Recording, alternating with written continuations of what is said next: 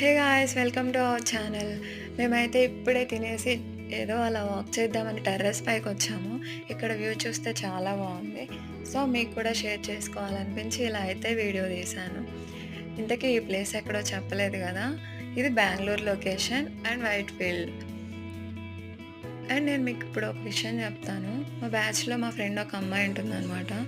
తను తెలియని విషయాన్ని కూడా ఎంత కాన్ఫిడెంట్గా మాట్లాడుతుందంటే, తన మాటలు వింటే నిజంగా మనకు తెలిసిన విషయం కూడా కరెక్టేనా అనే కన్ఫ్యూజన్ మనకే వస్తుంది.